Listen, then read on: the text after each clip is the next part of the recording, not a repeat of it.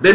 نامی ایران. با سلام خدمت شما عزیزان هموطن ایرانی که در هر کجای این کره خاکی زندگی میکنید. موضوع این برنامه هستش نظام‌های پادشاهی.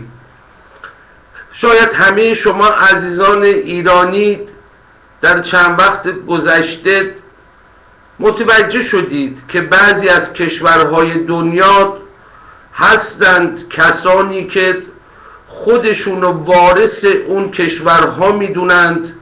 و در عرض چند دهه گذشته به هر نحوی که شده میخواستند بر کشورهای حکومت کنند و بخوان اموال ملت خودشونو، اموال کشور خودشونو به غارت ببرند و بخوان با زور بر مردم خودشون حکومت کنند. از جمله کشورهایی که در حال حاضر نظامهای پادشاهی داره خون ملتشونو میریزه عربستان سعودی و بحرین هستش. شاید همه عزیزان در عرض این چند وقت گذشته دیدند که این غاصبان که خودشون رو پادشاهان خودکامه این کشورها میدونند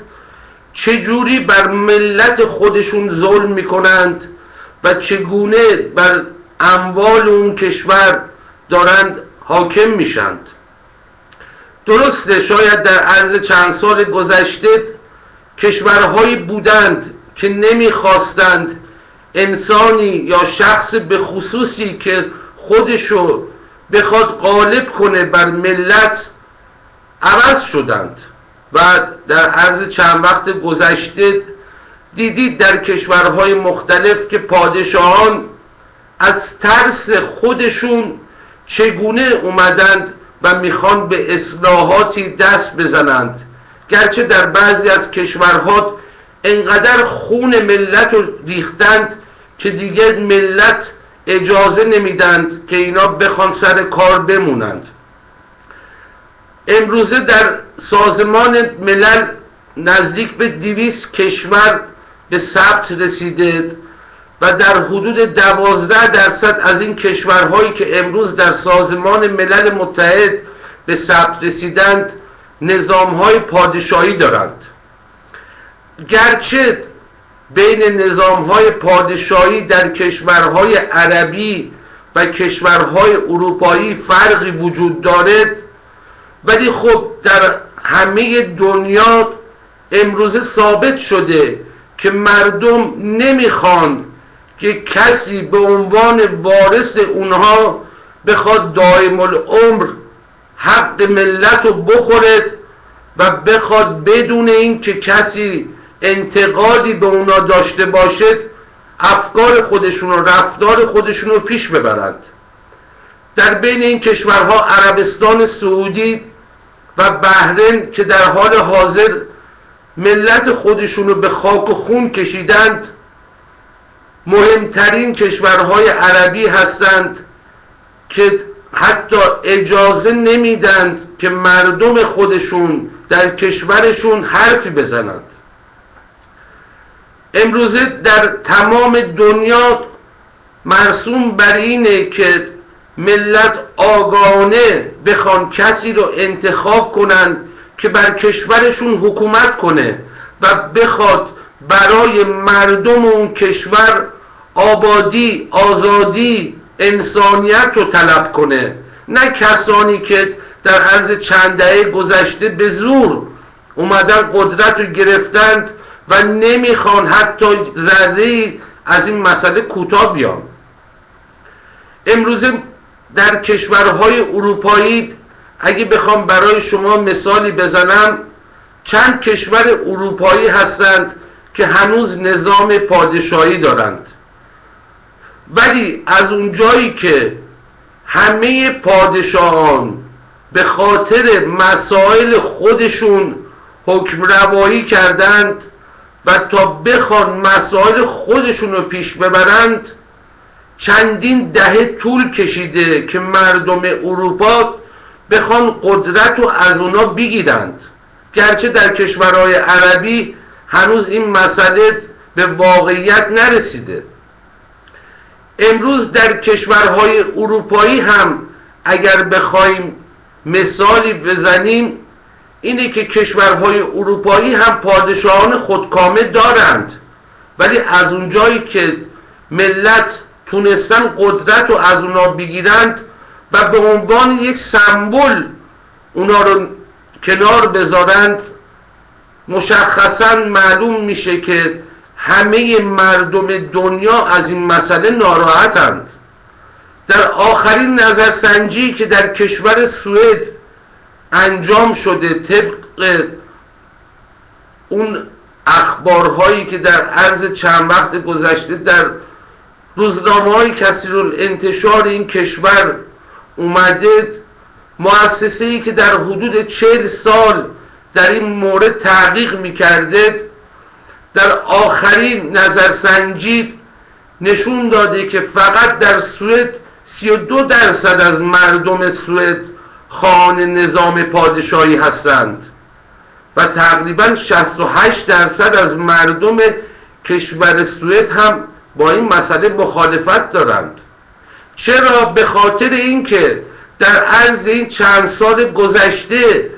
که مسائل اقتصادی و بحران اقتصادی دامنگیر کشورهای اروپایی شده، دیدن ملت که چگونه پادشاهان اصلا هیچ فکری به حال ملت نمی کنند، بلکه دنبال عیاشی خودشون هستند. در همین کشور سوئد که امروز بحران اقتصادی وجود داره و ملت این کشور هزاران نفر بیکار هستند و حتی پول اینو ندارند که اجاره خونه‌شون رو بدند، حتی نمیتونن یک کمکی از دولت بگیرند، میلیون ها کرون خرج پادشاست در این کشور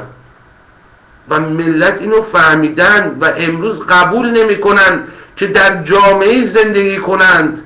که بخواد یک نفر به عنوان سمبل بخواد حاکمیتی داشته باشه که بخواد از بقیه مردم بالاتر باشه. مگه برابری انسانیت چیزی نیستش که ما مردم ایران یا بقیه مردم دنیا دنبال اون هستند؟ اگه ما دنبال برابری و انسانیت میگردیم که نمیتونیم قبول بکنیم یه پادشاهی در کشور اروپایی بخواد ملکی داشته باشه و میلیون ها کرون خرج خانواده اون شخص بشه از پولی که از مردم عادی جامعه به عنوان مالیات میگیرند. همه شما عزیزان شنیدید در عرض این چند وقت گذشته که کشورهای اسکاندیناوی کشورهایی هستند که بیشترین مالیات رو از کارگران، کارمندان این کشور میگیرند و قرار بر این بوده که اگر این مالیات های کذاف رو از ملت میگیرند خرج ملت بکنند، ولی در حال حاضر اینجوری نیستش. به خاطر همین مسائل هستش که ملت رأی خودشون رو دیگه به این پادشاهان نمیدند. شاید در عرض چند وقت گذشته دیدید پادشاهان کشورهای مختلف از جمله انگلیس که منفورترین پادشاهان شدند. شاید در عرض چند سال گذشته که خانم دیانا، کسی که زن ولیعهد کشور انگلیس بود، در کشور فرانسه به خاطر یک تصادفی کشته شد و این مسئله باعث شد در کشور انگلیس و در بقیه کشورهای اروپایی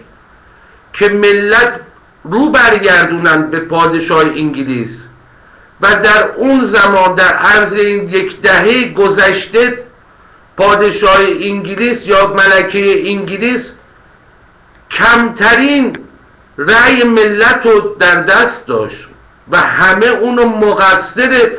کشته شدن عروسش میدونستند. امروزه در سوئد طبق مسائلی که به وجود اومده و در آخرین کتابی که پادشاه سوئد نوشته در اون ذکر کرده که این شخص حتی به زن خودش هم وفادار نبوده و این مسائل هستش که امروز مردم دیگه به حرف این پادشاه اعتقادی ندارند. گرچه هستن کسانی در دنیا که فکر میکنند کشور سوئد که یک کشور پادشاهی هست، مردم این کشور از دست پادشاه راضی هستند، در صورتی که این مسئله واقعیت نداره. بارها شنیدید از زبان آقای رضا پهلوی که بارها گفته که دوست دارد در آینده اگه ملت بخواد کشور ایران هم پادشاهی بشه و اکثرا مثال کشور سوئد و کشور نروژ رو میزنه. آیا این شخص میدونه که در کشور سوئد فقط 32% ملت طرفدار پادشاه هستند؟ آیا این شخص میدونه که در حال حاضر هیچ انسانی قبول نمیکنه که یک نفر بدون اینکه لیاقت کاری رو داشته باشد بخواد به مقامی برسه که بخواد ملت عادی جامعه خرج اونو بدند؟ و اگر هم قدرتی پیدا کنند حتی خون مردم خودشونم میمیکن و به زمین میریزند. در آخرین نظرسنجی ملت رأی خودشونو نسبت به دولت این کشور ابراز کردند، نه به پادشاه این کشور، بلکه ملت به دولتی که علاقه داشتند و رأی دادند و کسی که اومده سر کار اون شخص هستش که این کشور رو داره میچرخونه و ملت روز به روز رأیشون بیشتر میشه و در آخرین نظرسنجی دولت کنونی این کشور بیشترین رأی ملت رو در دست داره، نه به خاطر پادشاهی بلکه به خاطر اینکه مردم آزاده کسی رو انتخاب کردند که بخواد به درد جامعه برسه. با سپاس.